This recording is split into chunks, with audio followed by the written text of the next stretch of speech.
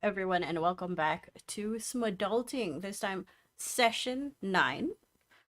We are going to be talking about thankfulness and growth, what it means to be thankful, how we have grown. We are adults, and that is what we can do, grow up. But before we go into the thankfulness bit, first we're going to say hi to Aina and Joyce. Hello. And I for both of them, I would like them to think about something they want to rant about, like something that makes them so angry or so sad or have just generally negative feelings. Because I think that's a good place to start. I'm going to start by telling you about how angry I am and how sad I am that I cannot go to Hellfest. Hellfest is a metal festival that is an annual event in Clisson in France. And it is 3 days of just rocking out. And if I pull up the band list right now, just Hellfest 2023 lineup, it's all really, really good bands. And I feel sad. It's not the best bands. Like last year was marginally better, but still really good. But the painful part is I cannot physically go there by myself, and I don't have friends who listen to metal who get as gung ho as I do about music. And it hurts me because I'm disabled, and spinal muscular atrophy is not something that you can negotiate by yourself because you get physically weaker. It's very vexing. It's incredibly vexing. Um, and then there's the whole thing about camping, because when you go to Hellfest, you have a choice to go camping. I am not a camping person. I have never been a camping person. All the times that I've been camping, not something that I want to do again. So I have all of these things planned, but it still involves another person. And the tickets for Hellfest isn't exactly cheap. The tickets to go to Clisson isn't exactly cheap. So when you are disabled and you're thinking of traveling, you also have to think about paying for somebody else, which is annoying. So I'm gonna sort of leave you with that uncomfortable thought, and I will go to either Joyce or Aina, whoever wants to start first with their uncomfortable factoid of the month. Maybe Joyce, because you recently moved. Choice is that.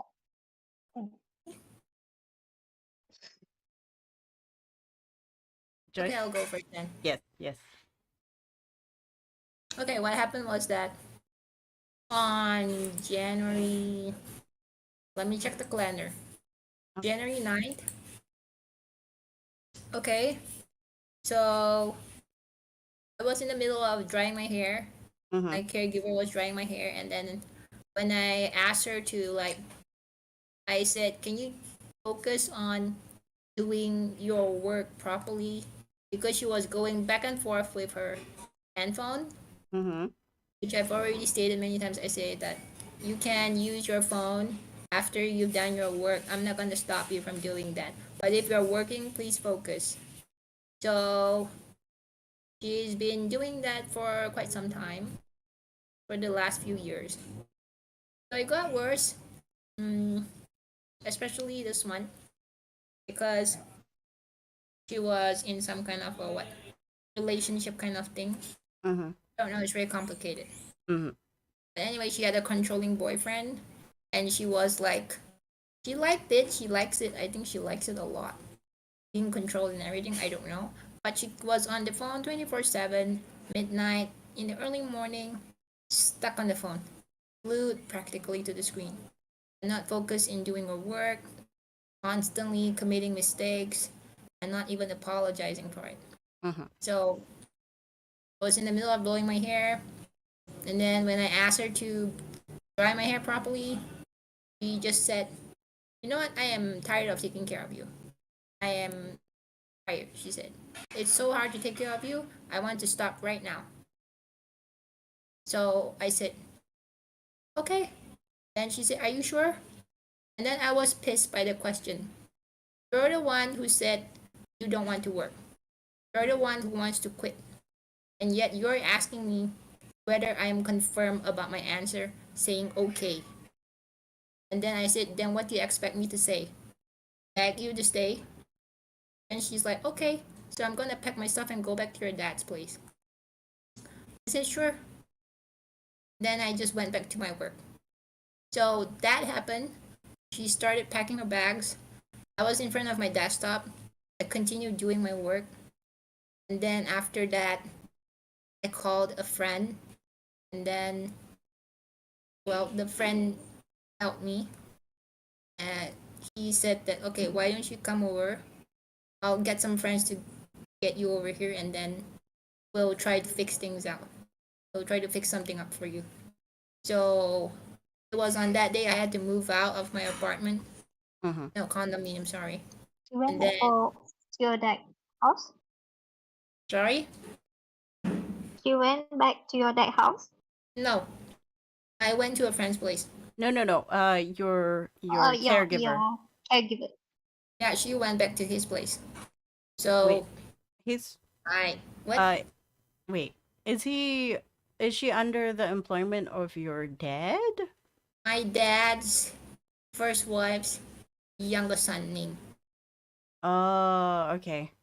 Yeah, Oh, it's complicated. So even if she goes back there, it's good because my dad is also suffering from some health problems. He needs a caregiver as well, but he cannot get one Mm-hmm. because he doesn't want anyone new. He wants someone that he is familiar with. Mm-hmm. So anyway, it's good. At least she went back there. Never mind. But the fact that she just said that she was fed up of taking care of me really hurt me very much. So anyway, I moved out of my condominium on the same day. Not exactly moved out, but just kind of like had to go to some other place to like stick it out because there was no one to take care of me at that point. So right now I finally moved off my stuff, all of my stuff into the new place, and I've also managed to hire a new caregiver. Mm-hmm. It sucks because one, I am starting from zero, Mm-hmm. and I do not like the fact that I have to retrain. It's not about the new caregiver problem. It's that you have to retrain, and retraining is like, you have to go through the whole steps, and then after that the process is very long when you train a caregiver. Mm-hmm. So I'm also busy with work, and that kind of sucks because when you're training someone, it needs time, and when your work is also there, you kind of have to like try to manage to like like combine everything all in one, because when the time is wasted on the training, then the work doesn't get done. Mm-hmm. So I was very worried about whether I could still keep my job or not, but luckily I've sorted it out. So yeah, still training the caregiver. Okay. It still takes some time. It's frustrating. I am depressed. I am in no mood to celebrate Chinese New Year. um, It's a terrible so sort of stopgap. yeah, it's like you're back to square one. Not Uh-huh. exactly square one, but kind of there at square one. You know, it's like a sudden lifestyle change, Mm-hmm. and I'm still trying to adjust to that because it's too sudden. And I've already expected like this sort of outcome, but not so early Mm-hmm. this month. I was expecting like next month at least, because I've already discussed with my caregiver, my former caregiver, that at least like one more month to train the new caregiver, but he just wanted to like drop, this job like, suddenly. So there's nothing I can do. Yeah, so this is my rant. I So feel if you like see me, what? I feel like there should caregiver. be some kind of like a what is it? Like a Yelp review for caregivers and majikan and like employers. Like there should be like a standard every time somebody leaves a job or every time somebody um finishes a contract, so the caregiver will give a review and the employer will give a review. Like, oh, this caregiver did not do this, or the employer kind of sucks. I feel like that should be like a standard, barring, of course, like secrets and like more personal comments. I feel like you should be able to give a star review on a person, especially when it comes to caregiving. I feel like because you're essentially giving a service, and that service is not cheap. I do want to ask you though, in the hardship of training, what do you have to do? Like for me, if I train someone, it's how to stand me up and how to put me on my wheelchair, or how to Okay. assist me in the bathroom, that kind of thing. Okay, so for my case, it's more complicated because due to the severity of my condition, Mm-hmm. um, it basically covers everything in your daily life, like from getting up to bed, from sitting up, from transferring to the wheelchair, from Mm-hmm. transferring to the shower commode, from even showering. Mm-hmm. The position has to be right. The sitting position has to be right, and like you have to like take care of the neck and the Mm-hmm. head because it's not stable. I'm always not balanced, so Mm-hmm. just one push or one accidental shake and it's like I'm gonna topple over. Mm-hmm. And then like what else? Yeah, I mean, like, even putting on clothes, you have to teach them this position is more safer than Mm-hmm. doing it with the other position Mm-hmm. because as I said, I'm not balanced. Mm-hmm. So it has to be trained from every single aspect of your daily life. And Yeah. ideally, you have your previous carer teach the new one, right? Like it's like passing the baton. Do you ever feel like the old carer would tell the new carer like detrimental things, like, oh, this girl is very mafan one. Oh, I've she's very seen her difficult. I've seen her teach teach people who are like replacements. Mm-hmm. Like last year I went into a nursing home because she went back for a 1 month holiday. Mm-hmm. So I did instruct her to train, like kind of like teach like a crash course to the staff Mm-hmm. in the nursing home about how to do transfers and stuff like that. But she did not even try to do a detailed demonstration of it. It's I like I just show you and that's it. I feel like in a way, no matter what, we as physically disabled people still have to manually um singularly train new staff. Yeah. Like it, we cannot Yeah. have we cannot rely on the Someone else support too. of our previous carer to do it, because we don't, well, I personally don't think that they can teach well enough, because they had to make the Mm. mistakes, and you Mm-hmm. you sort of don't know if they paid attention even while they were caring for you. For example, how to carry. I'm very particular about telling people don't carry like this, because if you have a slip disc, we are both out of commission. Yes. Like it's really bad. Like one disabled person per house is enough. Like if you're broken and I'm broken, we're both broken and we cannot do anything, um, except play video games. And even that, I don't know if they're good at video games. Um, what about food? Like, do you also, because this person is new, I get very excited when I have to train someone new, because you get to input new software into hardware that has never known that kind of input. Like, here's a new way to cook things, here's a new way to sort of function within this new environment. It's a house, it's a home, yes, but it's still a new environment in how you're going to negotiate the space and myself.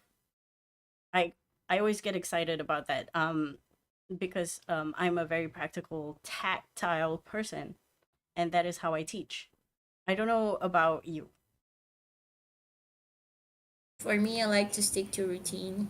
Mm-hmm. So I try to get everything back to the same pattern that I am used to. I am not a fan of like new routines. I am like, I've already fixed a routine that I'm comfortable with, Mm. and I want to stick with that. Because if I don't stick with that routine, I will feel like it's like everything is out of my control. My lifestyle is changing too much. I cannot adapt to sudden changes like that. Uh-huh. So even if like it's training a new caregiver, I might just tweak a little bit on the schedule or the way things are done, but not too much. It's still the same routine with just a little bit of improvement. Mm-hmm. I am very much a creature of habit. I have schedules that I love to follow. I get annoyed when I don't sort of follow that schedule or somebody cancels suddenly because I have such a rich social life that if I put like a time block for someone and they cancel, it's a waste because I could have given that time block to somebody else.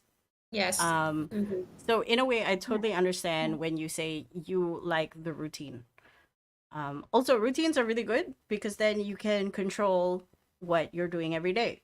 You know, like, okay, this is shower time, this is eating time, this is work time. Everything is in nice little blocks. I don't know if Aina is the same with this. Yeah, yeah, same here. What we need a routine so that we can follow Mm-hmm. A routine and everything also can be done helps. on time. Yeah, yeah. A routine also helps the carer understand what to do next. I am not faulting anyone in any sort of capacity when I say not everybody has the ability to think forward. Sometimes I might be thinking 5, 10 steps ahead. I'm playing chess every day. If I go out, I have to be like, okay, what is the most easy and fast way to get through this? And I'm already thinking, okay, if you do this first and this, and then you carry me into the car, and then you put this into the car, and then we go and we find parking, blah blah blah.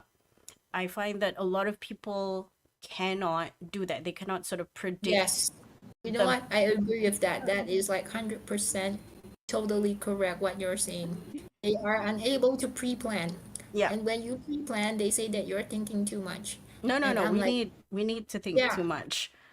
And I'm like, dude, I No. am trying to make everything easy for the both of us. That is why I have to plan ahead. I have It's to like look ahead. Yeah. it's like playing guitar or playing an instrument. You don't want big Yep. sweeping gestures. You want to preserve your energy. So you want to do things as methodically. What is the word? The most, like, the best and fastest possible way you can do it. If you can do ABCD, you would do ABCD. You won't go A and then jump to D and then forget and then go back to B and then jump to Z for reasons. Like, you everything has like a very neat little pocket you can go to so that it's a nice straight line instead And of then when, horrible yeah. scribbles. And then when you pre-plan, at least you can at least plan some options that you can fall back on if that one doesn't work out. So I kind of like that. Mm-hmm, You mm-hmm. know, when we think ahead, we have some options that we can choose from. Mm. If plan A doesn't work out, we can always go to plan B. If plan B doesn't work out, we can always go to plan C. Something like that. But people say that, why are you overthinking so much? And I'm like, dude, you know my condition, right? I don't we want things to be hard for the both of us. we have to overthink because we think for everybody else. I think they have a hard time digesting what we are trying to do. I don't know why they perceive this as overthinking, but for me, it's a practical way of doing things when you are severely disabled. It's You what they know, always say, right? There's no I in team. There's just me thinking for everyone else. That I think that Ren is super duper great. Aina, tell me, what ails you? What ranty rant have you? What anger? Okay. I met a scoliosis doctor Uh-huh. last week. Mm-hmm. As usual, the waiting hour is like so long. I think two hours or 3 hours, and I need to see him for 5 minutes.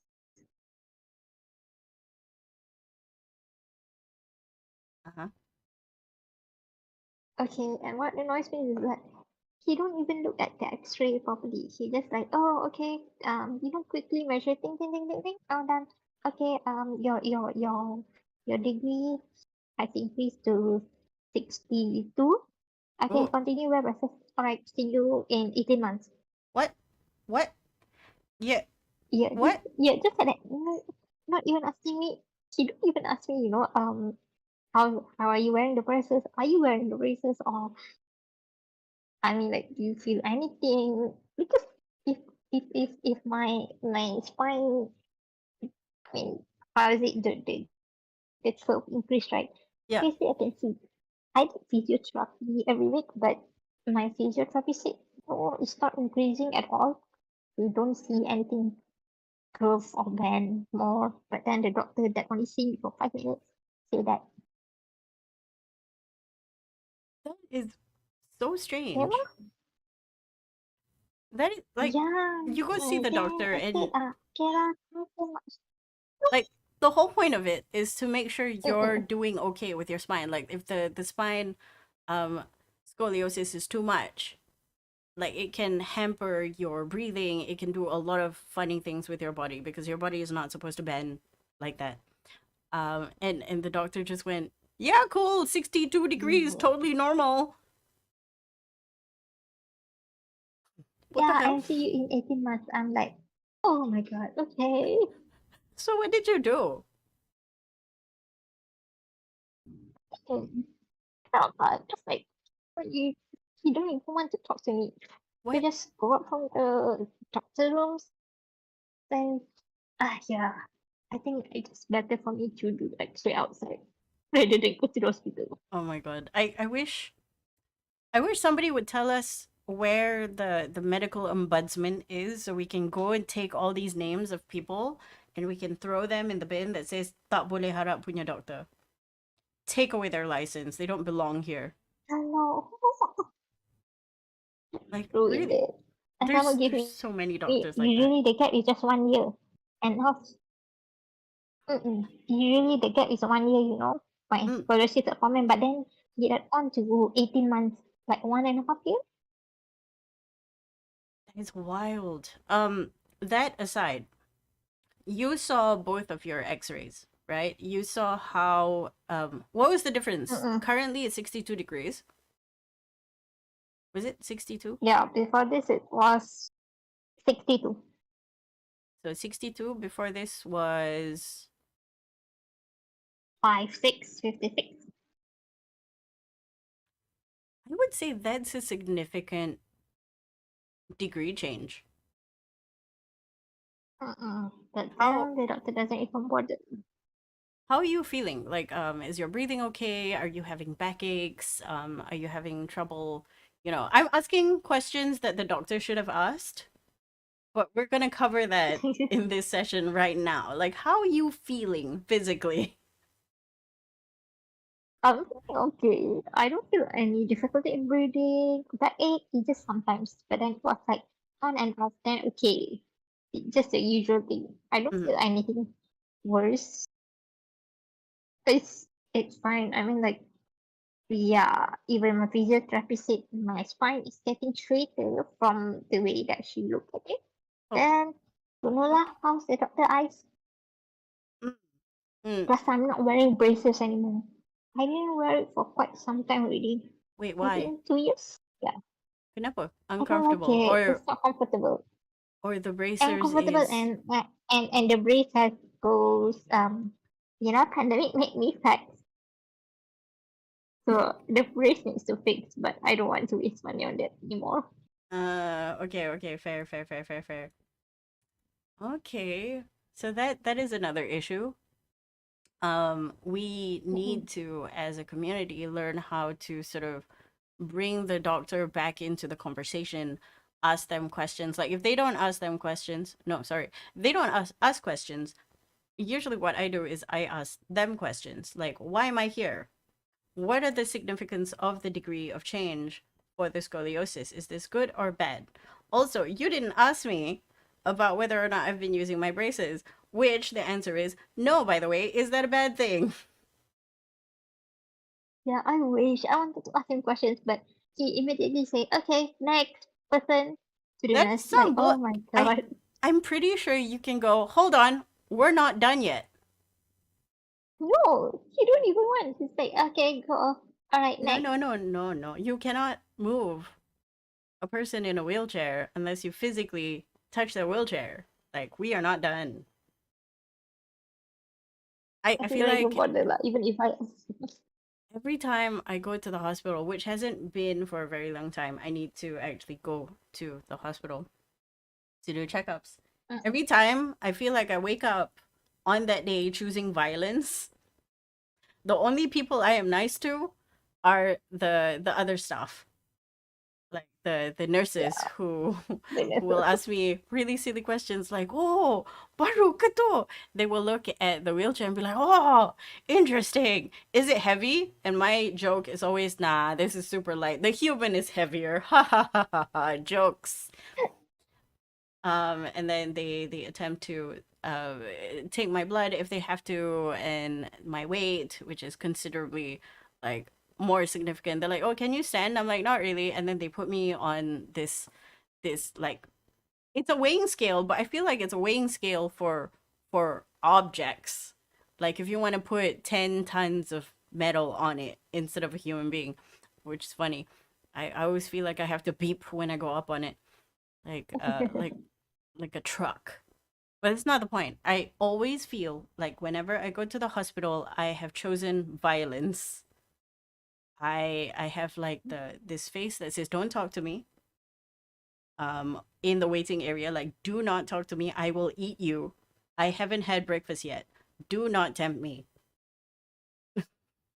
And then um super nice to the nurses, the orderlies, or whatever, because they're really nice people. It's early in the morning. They're struggling. I am struggling. I should not be awake at this hour. And then when I go into the doctor's office, the least I want, the very bare minimum, is you read my sheet, you read my file. Don't ask me stupid questions. Yeah, And they never do. They very all rare doctors to do. They never do that. They always will ask never me, do that. stupid question. Yes. So, after that day, I'm assuming this happened this week, Last week. last week. Last week. Mm-mm. Um, After that, did you sort of, the fact that you're still thinking about it now means you are still super salty about it. Yeah. Luckily, I used to see him 18 months. So like, okay, by that time I already forget already. I think you need to write a note, like put it in your calendar. Remember that time when this is what I Uh, keep notes for, to remind myself that I was angry at this specific period for this specific thing. Then I can just dig into my memory and just bring out that rage. Like, hey, you left the room before we were finished. yeah. But he don't bother. Sakit hati betul.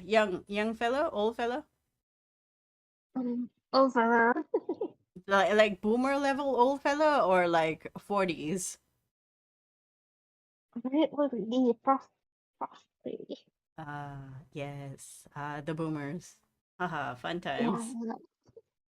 So, the reason why I asked you guys to sort of tell me and tell the public about the most uncomfortable thing that happened to you thus far is because I want to talk about this very abstract, this very superfluous, this very incredibly ephemeral idea of thankfulness that people always come up to people like us, disabled people, or people who are discriminated against, like, "Oh, I don't want to hear all your negative bullshit. You should be thankful. You should be happy that you had the ability to, for example, call a friend to pick you up, get another maid, or even travel at any time. You should be thankful. You should be thankful you could even go to the hospital." And I don't like that. No That one rubs likes that. me that rubs me the wrong way because they assume that if you're disabled, you should be happy to get the bare minimum. And that is so unfair. That is so rubbish. You are a human being. Your life shouldn't be dictated by the bare minimum. I can go on and on about that. Um, what I'm trying to say is do not minimize somebody else's trauma and pain just because another person feels uncomfortable living and experiencing that negativity. So that's what I want to talk about. Thankfulness. When somebody says you should be thankful, what does that make you think of? That makes me feel like, am I not thankful enough because I'm already trying my best, and yet you're telling me that I'm not thankful?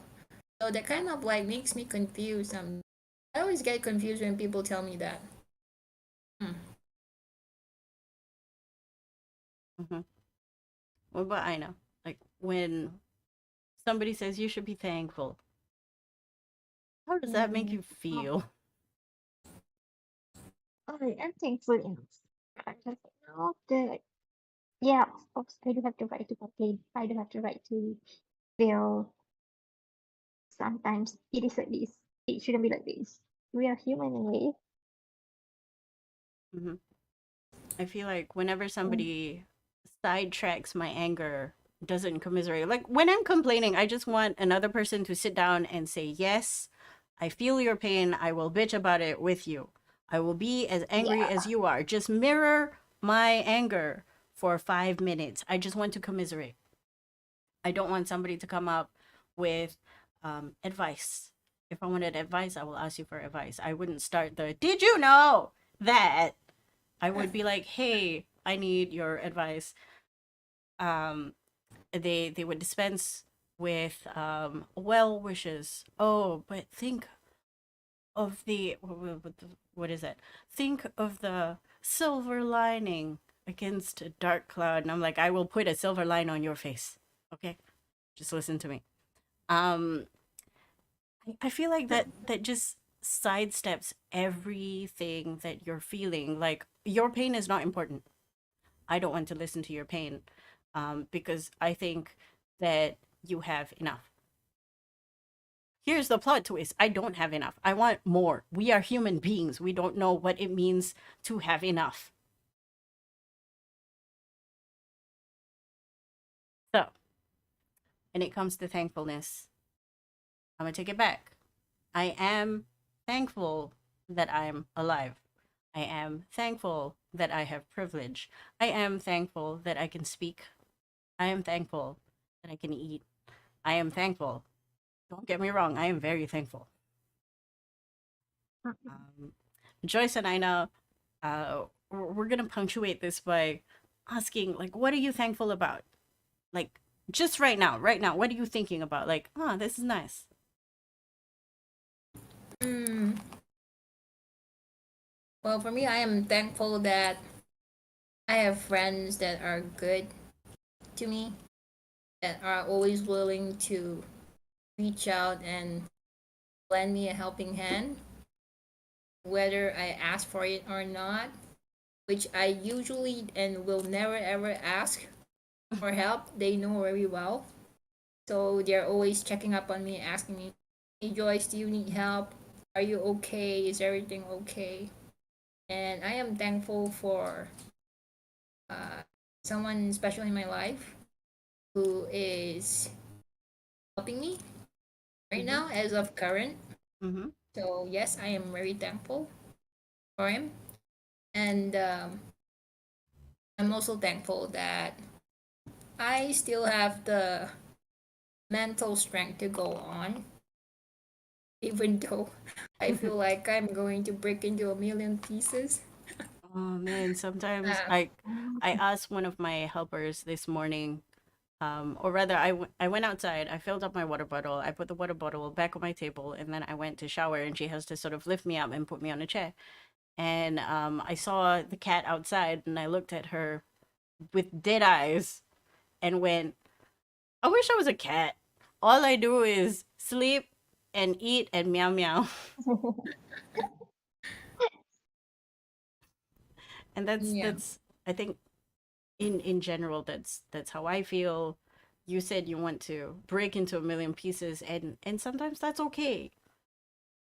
We have to allow ourselves to feel like we are falling into pieces. I think that's okay. Mm-mm. Like I often come across people who are like, "Oh, I feel like crying." My response is usually, "Then cry. If it makes you feel better, cry. Nobody's going to judge you. If they judge you, I'll punch them." Or rather, I can't physically punch them. I can hire someone to punch them. I can give somebody $5 and say, "Punch this guy." I think you can do that. I'm pretty sure. But I think part of being thankful is the ability to know that we can fall into a million pieces and have the ability to pick ourselves back up. And it's Yeah. okay. Yeah. Yeah. So I am really thankful that even though I do not have the support of family, but at least I have the support of friends and others as well. So that's what really makes me thankful. Mm-hmm. It's because of people like them that I can go far in life, actually. Mm-hmm. So I'm really thankful for their presence, for their help and everything. Even though I don't ask like for help, but they are always reaching out and trying to help whenever they can, and always trying to comfort me Mm-hmm. when I'm really in a really bad place. So, and for always like putting up with my crankiness. We are such So, cranky people. I think one of the things that we're not allowed to do in public is be grumpy yeah, as that disabled is true. people. Yep. And that's horrible. I want to be grumpy all the time. I like It's being like grumpy. it's like we are not supposed to be emotionally like uh how do you say, we're not supposed to be like, how do I want to put it? It's like we're people we're not expect us. we're not supposed to have negative feelings because we are inspiration to other people. That is inspiration porn, which I do not have any Yes. intention of being. No, So I want to be grumpy because I'm not anybody's inspiration porn. But we are literally not allowed to be negative because it makes other people feel bad and it makes our social equity lower. Because if we're grumpy and we're angry and we're in a bad mood, nobody will help us. yeah, that's the kind of mindset that that society has about, I don't know, us.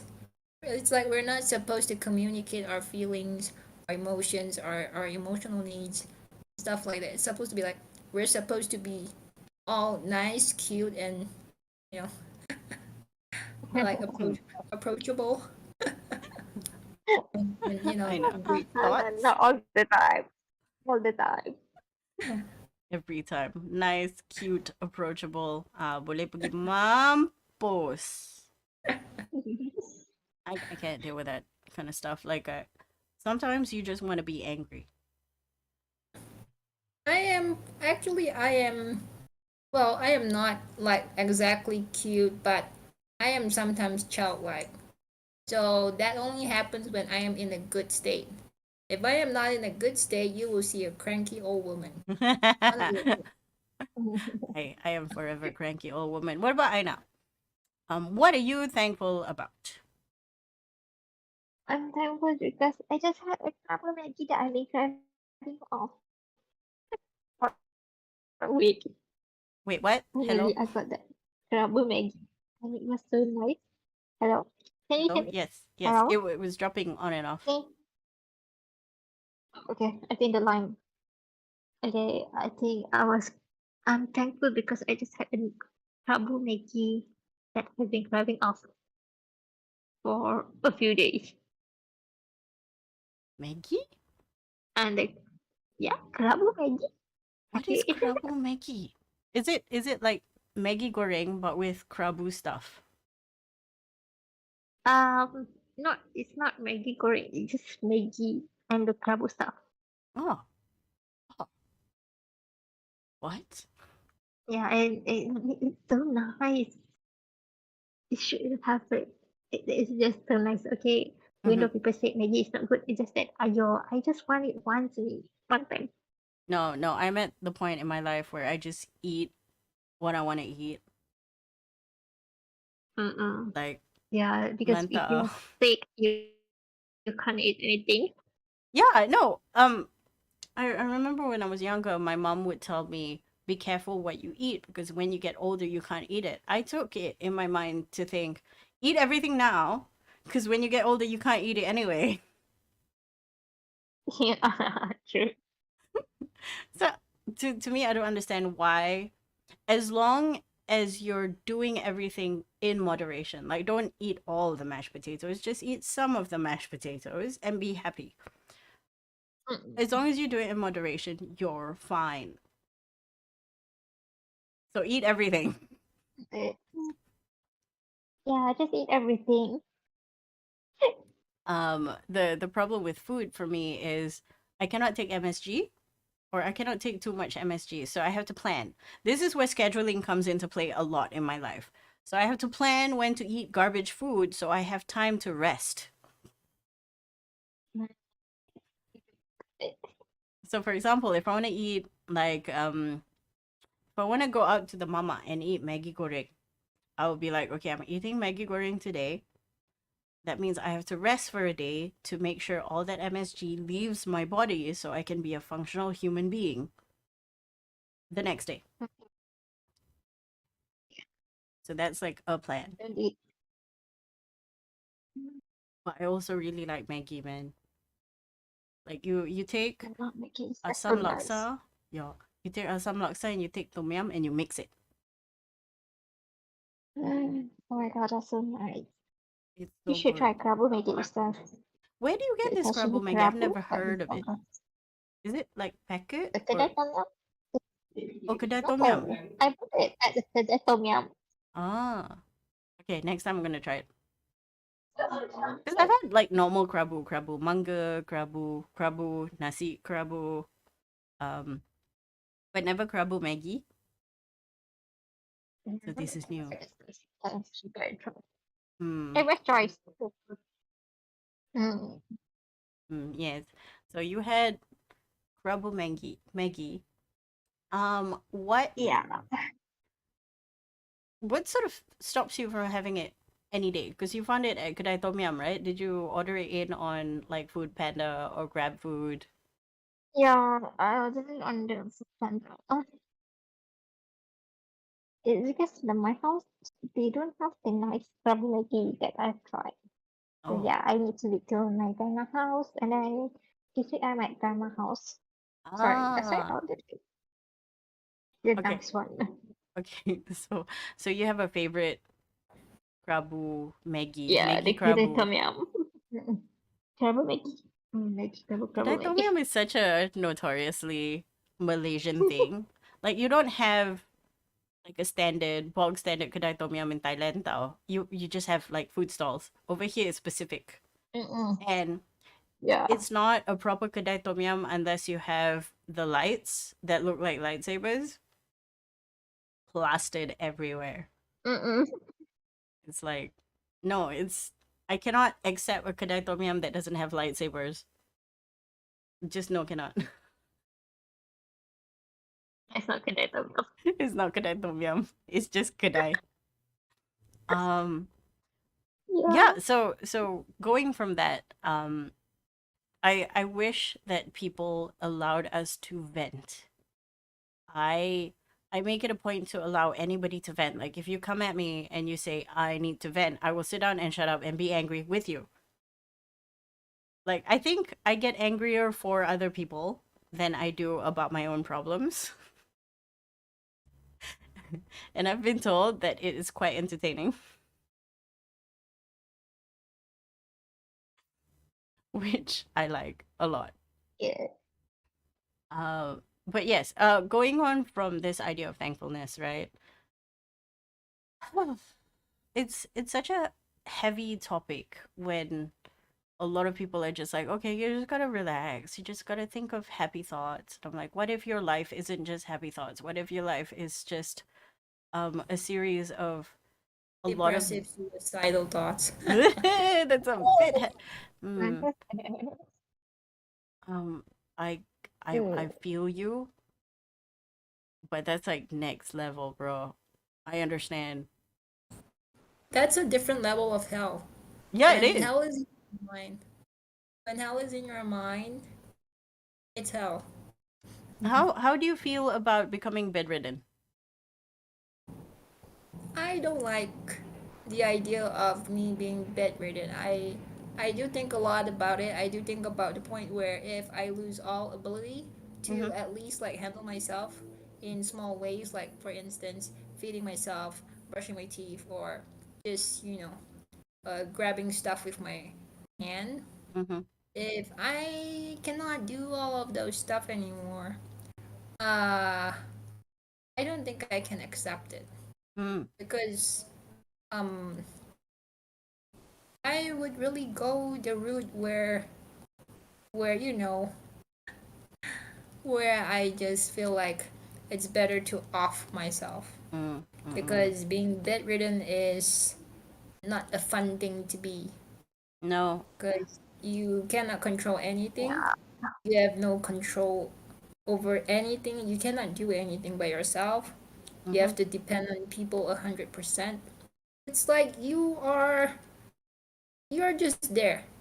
You exist as like you know just just a soul Mm-hmm. in a vessel I and feel you can like being bedridden is the ultimate suffering because you're yes neither dead nor are you alive. And when I say right alive, I don't mean breathing. I mean you're functioning, but you don't get to enjoy anything. you just simply exist. It's horrible. The idea of just existing but not being able to You do can't do anything anything. is is a nightmare. Yeah. It's people have paralysis demons, right? You know, when you wake up in the middle of the night and you cannot move, you cannot scream, you're just blinking and you see like this demon sitting on your chest, right? That's Yep. what being bedridden feels like to me. And I don't want to go through it. 100% am for um, the unaliving of myself. We're gonna have a party before that. It's gonna be a very fun party where I give everybody my shit.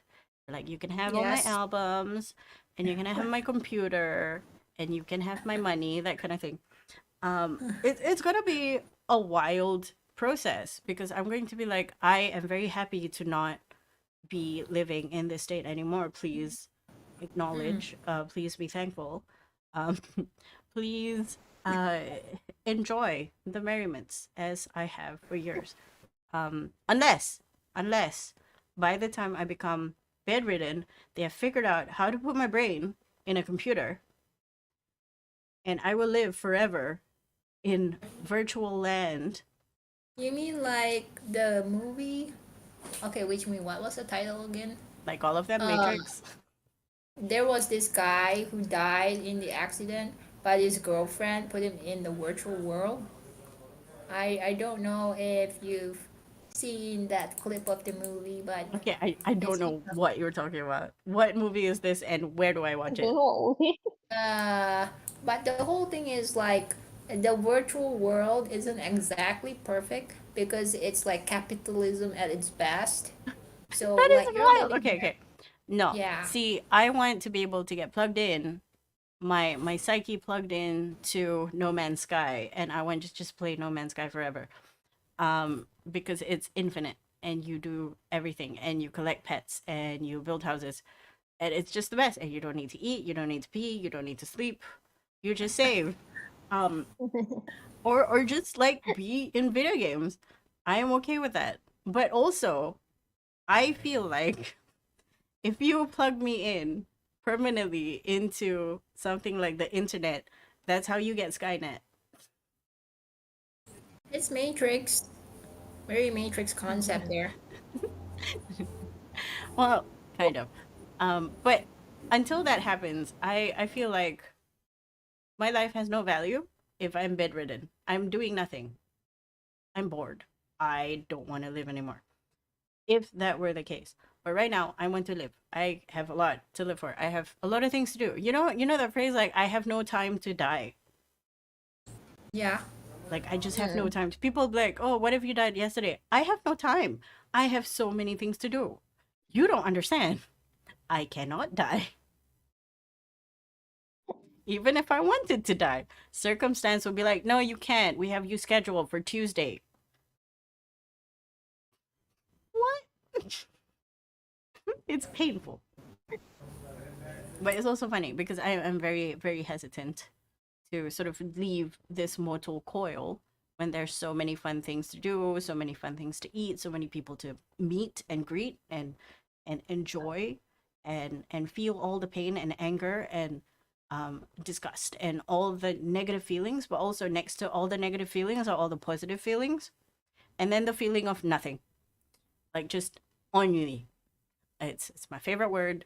It's ENNUI. It means to feel nothing, just flat, like base.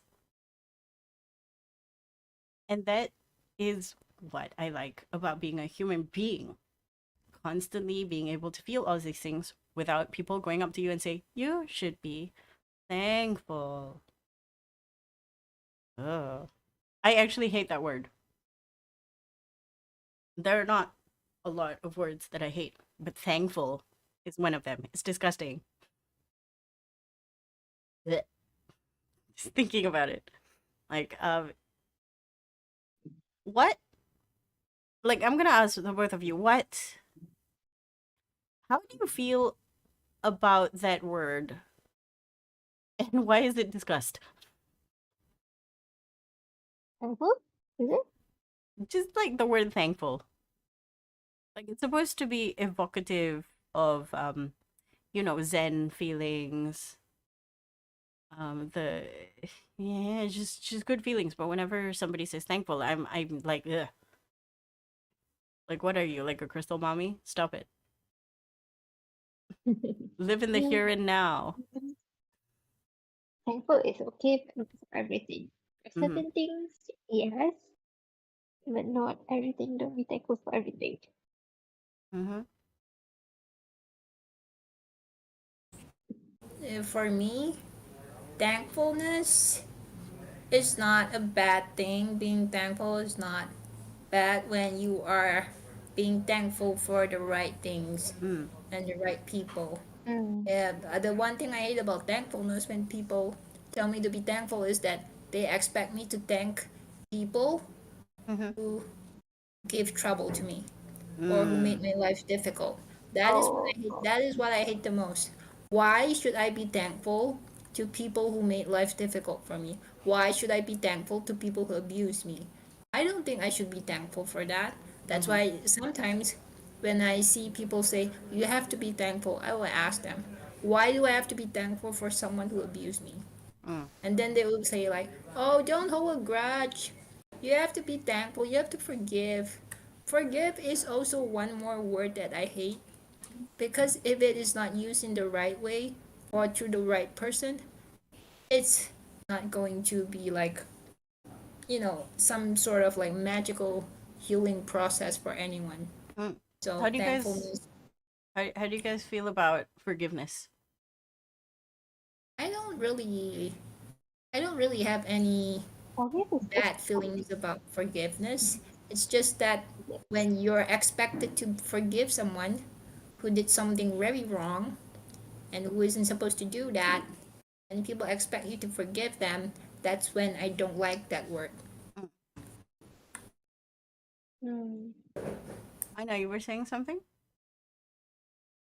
yeah, forgive is well, if it's in on the right thing, then it's okay to forgive. But if the people do wrong, then you have to forgive them. It's like long way to go to forgive. No, no, I I can forgive but not forget. Yeah. I am both. I don't forgive and I don't forget. You know the stories of people on their deathbed and they're like, "Oh, call me this person. I have to ask for forgiveness." If that person were me, I'll be like, "No, no." But I'm dying, so die. It's not my problem. Like, if I don't feel like you're worth forgiveness, I will never forgive you. It doesn't That make is me true. feel bad at all. You know how people are like, oh, forgiveness is more about giving yourself closure. You know what's a good No. closure? Not forgiving someone. Yes. I don't even think about that. Ambivalence is better for you than forgiveness. You know what? That person who pissed you off, don't forget them. Forget about them. But don't Yeah. forget about what they did. They're kind of like on the what do you call? They are kind of like on, my hit list, but it's like if I don't get to hit them, then that's okay. But if I get to hit them, they are definitely on my hit list. A list of getting smacked. That's funny. Um, I I just we learn from these people. We learn how to negotiate with them or how to avoid them. And most of the time, I end up just cutting them out of my life. Like they don't need to be there. I learn nothing from them. I gain nothing from them. They gain or learn nothing from me. There is no reason for this relationship to continue. Just let go, lor. Like I don't have to I forgive love you to let go. I love burning bridges. I mean, burning bridges for me is not something that I do. Other Mm. people burn bridges. I look at that bridge and be like, okay, bye. I have a boat. I have an airship. I don't need this bridge. Yeah, I You like need burning. it. You burnt that bridge. I can still cross, just not with you. Nah, for me, I burn bridges because I really don't want anything to do with people who are, intent on causing harm. Mm-hmm, So it's like if you're out of the door, you are out of the door forever. mm-hmm, mm-hmm. No coming back, sorry. Yeah, Mhm. yeah. They don't. They should not return. It's like you're not a ghost. Go away. Stop. I think that is really nice. How does that change? How has that changed this past year? Like we're in a new year now. This is the first session after the new year happened. Happy 2023 to everyone.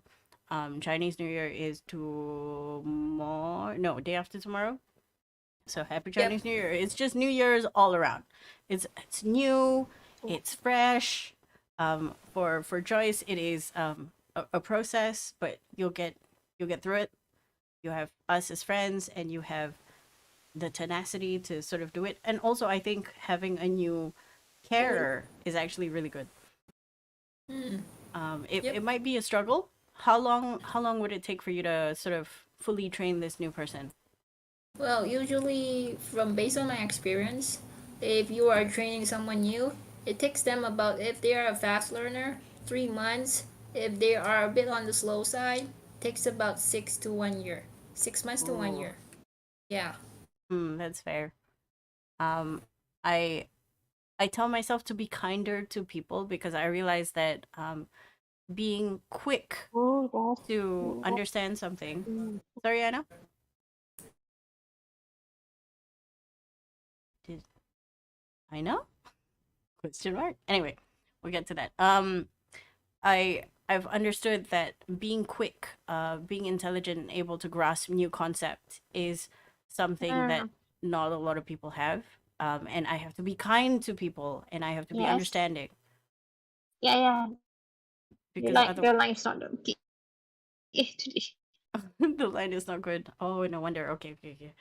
Because I keep hearing you, but in like short snippets. It's like Aina snippets of noises. Do you have any input, Fran?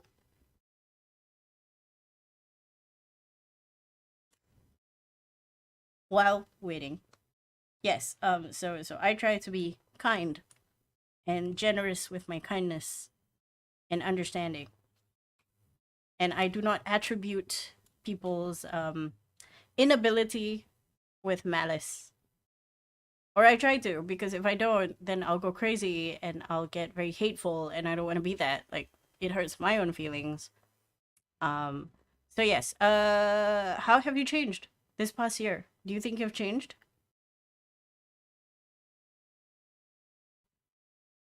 Changed. Well, yeah, changed a lot. I don't hold on to things like, as in, like last time I used to hold on to things very tightly. It's like I cannot let go, and then now it's like, you know what? If this thing is gonna go, it's gotta go. I cannot stop it, and I won't stop it. Mm-hmm. It's like, you know what? Just like if the world is going to end tomorrow, I will be like, okay, okay. I'll be like, okay, cool. Okay, if the Then world is going to end tomorrow, what are you doing? I would just kind of like chill on my bed because I'm tired.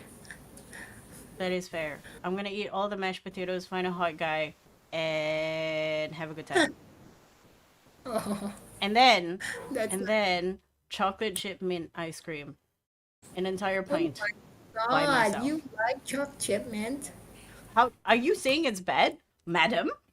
No, people always tell me that it's like eating toothpaste. I love that shit. And I unironically love mint. I know mint is ubiquitous in a lot of things. I love mint. uh-huh. Yeah, I Like, know, but the problem is that people ridicule me when I say I like mint ice cream. That's the problem. people have their opinions. I like the taste of toothpaste in my mouth all the time. Like, you chew gum. The shisha that I smoke is usually gum mint. Um, the candy that I ate is usually mint.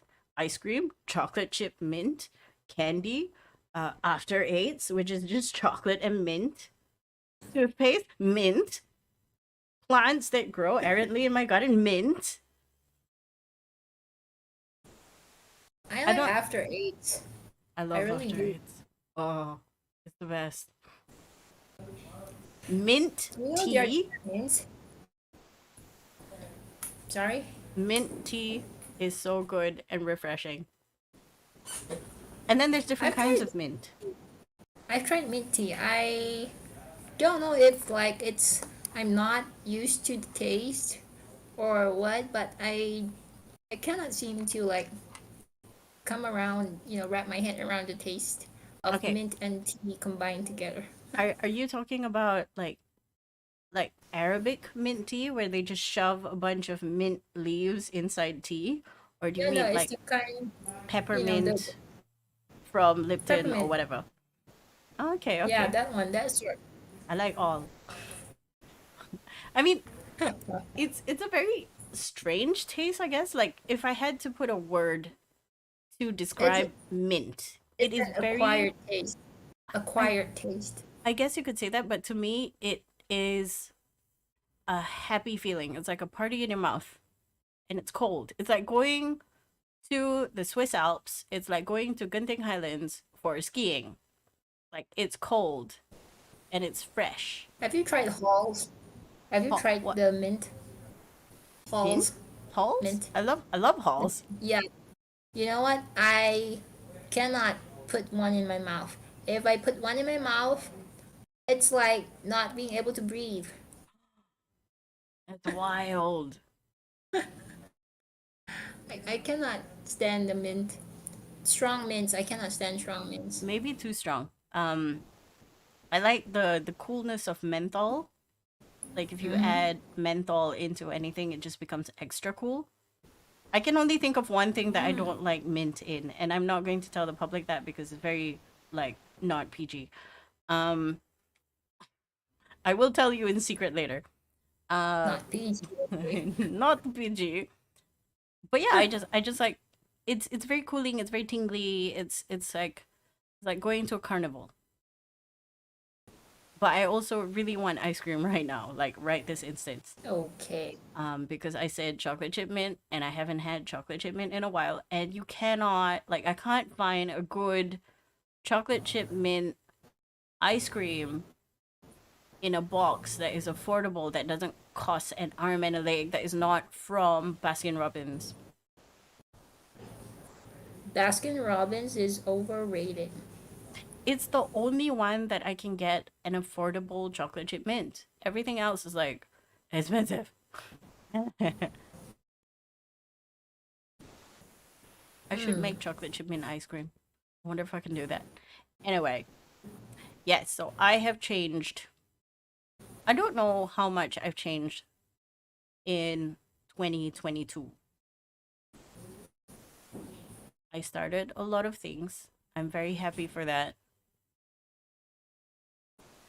But otherwise, I think I'm still myself. Also, stronger, maybe, marginally. Same here, stronger. Stronger, but mentally distressed. Like, if you need anything that we can help with, you can always ask. If we can help, we will. Yeah. I think the one thing that makes me mentally distressed is my inability to, like, what do you call, transition from, a fixed lifestyle to a new one. Oh, and one more thing is that I am now officially 100% independent, as in financially, because I am paying for my own caregiver, as in like 100%. So no good. strings, no strings attached to my family anymore. So if they come calling, I will have to ask them what they want from me. Yes. Yes, this is the way. I'm so happy for you. This is such a big move. Yeah, it's a big move, but it's also very stressful. It's not easy. I'm gonna say where you are, it's nice to not hear the streets, like randomly a car. Where I am, actually, Yeah, the one that we used to hear. Yeah, it's like I suddenly am pew. actually I am still located pretty much near the streets, but it's in a housing area, Yeah. and actually this house is just right in front of the railway tracks. So yeah, it's not exactly quiet, but I think it's because I'm using a laptop. Mm-hmm. That's why the noise is a bit bearable. That's fair. That is fair. I know. How have you changed? I've changed. I don't know what I've changed. Yeah. I Let's think I don't. I'm just the same. I changed Nothing my changed budget much this on to morning. 2022. um, any Nothing, personality nothing much. quirks that you've discovered? Like I have discovered, and I think I spoke about this in another stream while I was fiddling with like a something compass, year compass. I have discovered that I like himbos. A himbo is essentially like a big, strong, buff guy, but like head empty, no thoughts. Kronk from the Emperor's New Groove. Like that is what I discovered in 2022, and in 2023, I have come to sort of accept that. Like I'm okay with enjoying himbos. Like I don't want to sort of fight that anymore. It's such a funny thought to think about because all this time you've been like, oh yeah, I want, uh, uh, I like smart guys, blah blah blah. Himbo good too. Himbo string sentence, So there's big help. another option now. Exactly, big help. String sentence. Actually, I want a wife. like, like the ability to have a wife is very invaluable in the realm of people doing things. Like, I feel like a lot of people don't understand that why great men were great is because they had wives dealing with all the bullshit in the background, like cleaning, cooking, taking care of everything. So I would like a Mm. wife. So You would any like a himbos out there, wife? yes, any You would himbos like, out there that would like to be a wife, I am oh, open. Please be my wife. I want to be um awake at 4 o'clock in the morning, writing beautiful prose stories, writing literature while my wife is asleep and has to take care of the children the next day and make me breakfast. I don't know. We're just dreaming at this point. Yes. So, how have you changed? What have you learned about yourself in 2022? Okay, one thing I could say is that I am open more to talk about my late sister. Yeah, Ah, I okay. consider I even wrote an article for her. Mm-hmm. So I guess mm, I am more open to that. Mm, yeah. Mm-hmm. Ah, What okay. was So this? that's mm, What was the article about? Also, is it coming out anywhere that we can sort of click on? yeah, it's really on the internet. I should give you the link later. Yes, share link. We will add this link in the doobly doo, so everybody else can click it. Moving on.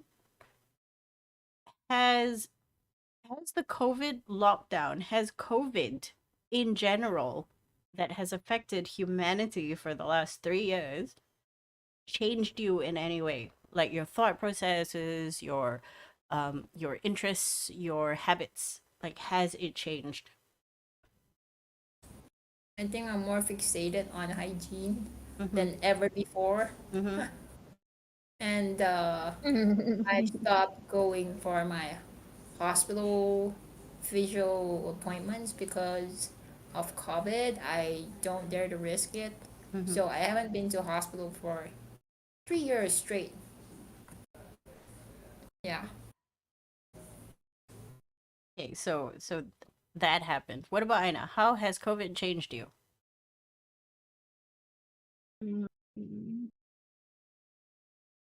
I don't know. I think more art blocks because I can go out. So it's that I kept on having an art block for a while, and now it started to be okay already. I started to paint more. I started to sketch more. Yeah, That's that's one of the good. things that because I think I stopped doing arts for a year. Oh, oh, I Yeah, didn't know that. uh, I didn't know much. I was like, what is this? I can't do anything. Like maybe because I didn't go out. I mean, like we can't go out. Then Mm. when it started to go out, then only I can. That I'm Like finally alive. it sort of tells you, doesn't it, that art as you see it is very much experiential. If you do not have experiences, and I'm not saying going out is an experience, I'm saying staying in can also be an experience. It's just depending on your Mm-mm. personality. You just want to tell more stories. You want to make more things after you come home. Is that correct? Yep. True. I am the same. The longer I stay inside, the more I hate everything. Yeah. And like you can't think of anything. And you just think, I mean, like even if you're talking with people on the internet, laptop, it's Mm-hmm. not the same when you have it face to face. No, here's the analogy that I like to use. Maybe it's not an analogy. This example: you tell a really bad joke on a computer, you don't get to see their face. But when you tell that same Mm, bad joke in real life, you see their face cringe, and it makes your heart happy because you have ruined their day. One of the bad jokes, is probably an old joke. Let me look for it. My friend sort of shared with me this morning, actually. Um, how does and wait, where is it? Where is it? Okay. How do you count cows? And the answer is with a calculator. Almost died. Like I straight up like deceased. And you don't get like she did not get to enjoy the face that I made, which is of utter disappointment at how bad that joke is. And that is why I thrive from being outside. I don't know if you feel the same way. I think I kind of like being in my own bubble because I usually spend my time holed up in my room, which I feel comfortable being inside, away from the world, the noise of the world. I cannot be in a place where there's too much noise, where there's no privacy, where there is no peace, because I need a quiet place to think. And when a place is too noisy, I cannot think straight at all. My mind is blank when a place is too noisy. I cannot focus. My attention is like all over the place when it's too noisy. So I need a space, I need a quiet place that I can retreat to. And that is usually when I can recharge my batteries because I am an introvert. So Ladies and being gentlemen. outside too long, sucks like all of the energy away from me. So when I usually come back from going out, I'm like so exhausted. Socializing is a huge chore for me. Ugh. If it's like being online, talking to people, like too many people, it's also stressful for me. But if it's I like a few people, two or three, four or five, then that's okay. But I if have it's more than discovered five, that what? in Sorry? general, I've discovered that in general, when you're on like a conference call on the internet, it is genuinely more difficult because you have to try and focus and you have to try and herd a bunch of cats. And people have not learned internet etiquette. Like they don't know how to mute themselves, they don't know how to interject. They always want to talk over each other, which is really, really bad. Um, so that makes it a lot more exhausting.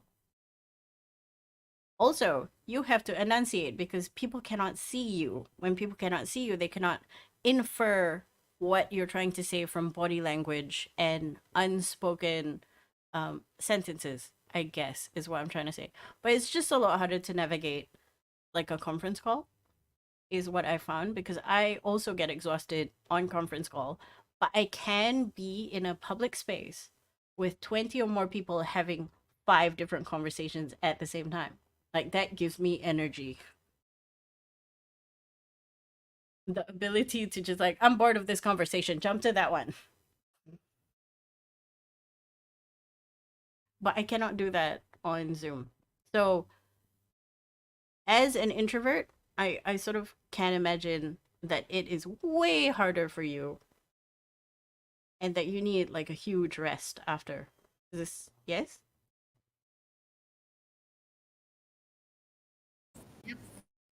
Mm-hmm. I think here is another good place to sort of pivot. Um, so do you have you done any personality tests? Yeah, I've done the what do you call the INF stuff thing, Ah, and the Myers I Briggs. yeah, and I am INFJ, Mm-hmm. so it's like the rarest one. Mm-hmm. What is And INFJ? these people are usually like I don't know. It's like they are very altruistic people. I mean, that's what they say. I don't know, but it's like they live to serve. So yeah, I kind of agree about living to serve. I always feel that way when I help people. It's like my mission to help you. Yeah, okay. So I have Googled INFJ personality memes because we like memes. And some funny stuff is going on. Let's see. There's one picture of what is her name? Rapunzel. You know Disney's Rapunzel? Like blue eyes, blonde hair, happy. And then it writes me on Rapunzel, and then the background is Mother Gothel as my other personality. INFJ.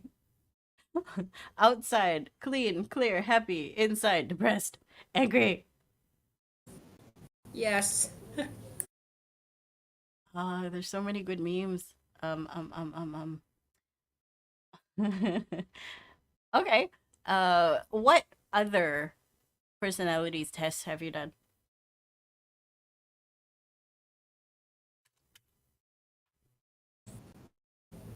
What? What other personality tests have you done? Aina has disappeared, probably reconnecting. No. What about you? Have you done any? Oh, I have done so many. It's like my life. If I can find more answers to why I'm like this, I will be so happy. So I am ENTJ. I am type 8 wing 7. I forgot my disc. Basically, I'm a very, very intense person who likes to control things. Which I'm like, yeah, I understand. I understand. I wanted to ask Aina what Myers-Briggs she is, because it would be really funny if all three of us were like J people. Like the last letter. I don't think she's P. What's P? J is judging and P is perceiving. So people with like P on their Myers-Briggs tend to be a little bit more flighty, wishy-washy, less dependable. Don't at me. That's what it says on the paper, and experientially, that's what I feel. It's very hard for me to get along with people who have P's, who are perceiving folks. Hey, she's back. Hey, I know. Hey, I finally. know. See? Bad line. Okay, have you done the Myers-Briggs? My what? Myers-Briggs. I guess not. It's a personality test Mm.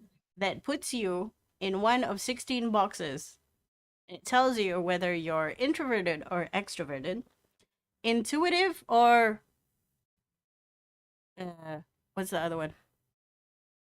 Intuitive or sensing, feeling. No, I wasn't. It's just, it's like the horoscopes for psychology. It's literally just horoscopes. Like you read it, you're like, oh, I'm an Oh. Aries. Okay, let me try later. It's very fun. Like I love doing all these things because there's nothing that gives me more joy than seeing something in there that I agree with, and then seeing something I don't agree with, and then throwing it out the window. People are like, oh yeah, no, this is your personality. No, my personality is what I like, and the things I don't like, I throw it out the window because I don't need it.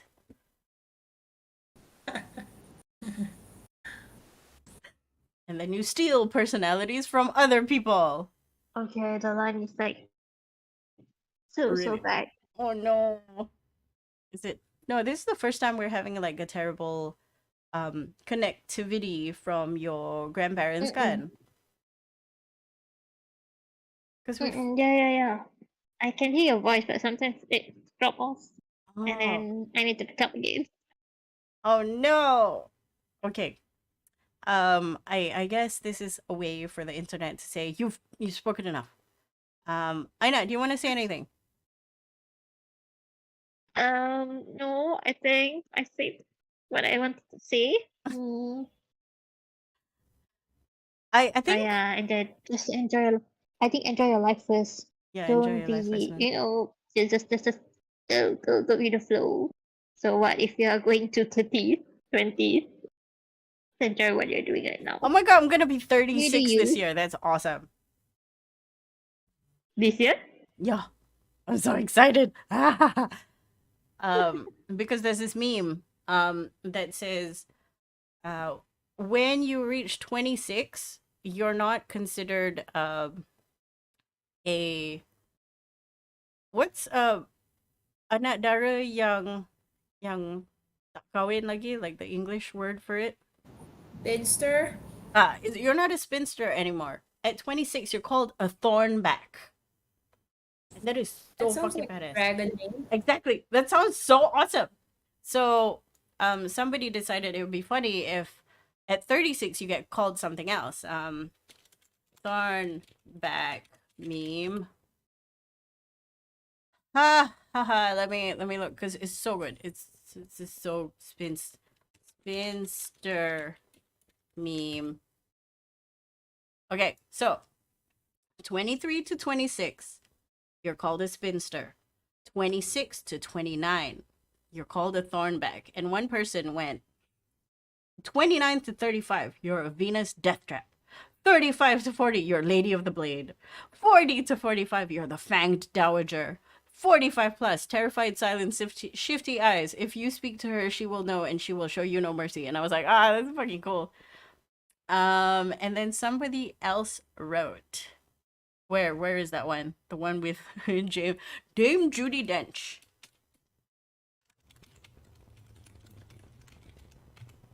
Or Betty the White.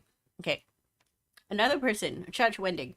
This tweet is so old that I have no idea when it came out. At 26, you're called Thornback. After 36, you're called Doom Witch. After 46, you're the Henge Queen. At 56, Liberated Paid Mother. At 66, the Unburdened Empress. After 76, Red Mary, Outside Time and Space, the Unmaker of Bonds of Heart, Destroyer of the Labyrinth, Obliterator of Men's. At age 84, Judi Dench.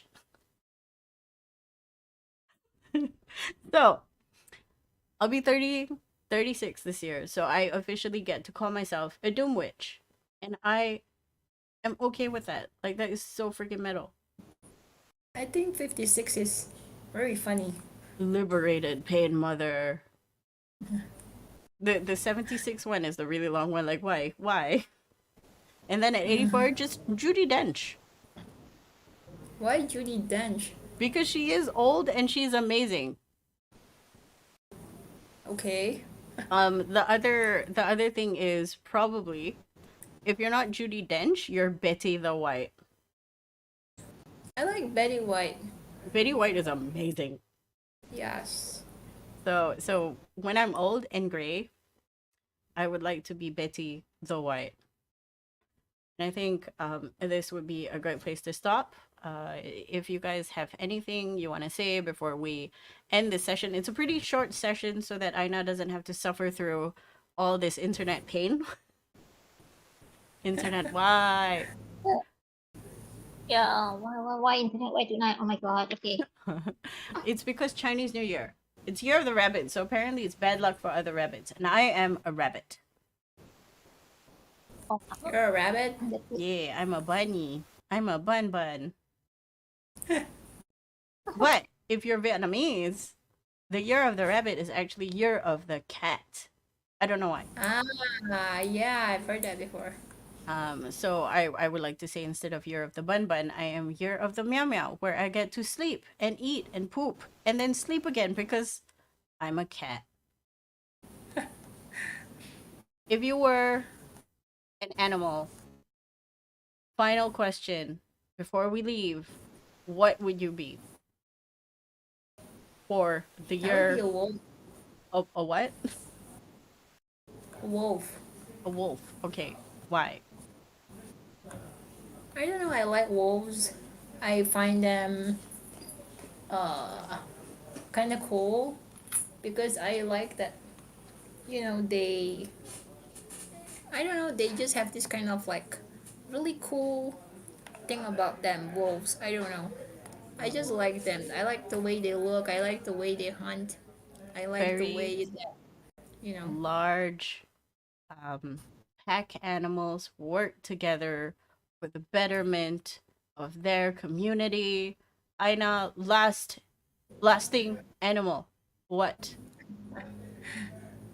I want to be a bird so that I can fly everywhere, A anywhere. dragonfly. Dragonflies are fierce. Like, I was watching a documentary about dragonflies, and they are predators. They are considered wolves of the insect world. Ooh.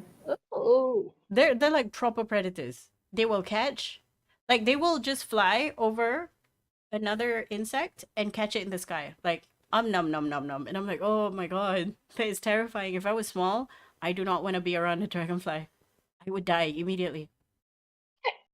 And I am gonna leave all of you with that wonderful thought of dying immediately if you were tiny and being chased by a dragonfly. Thank you so much for listening, for watching, for commenting, liking, and subscribing. Thank you. And we will see you next month for session 10 and possibly the last session for season 1. We love you very much. Thank you for watching. Have a good weekend and gong hei fa choi. And yeah, give me happen, yeah. give me Chinese New Year. all your ang paos. Thank you. Bye. Bye.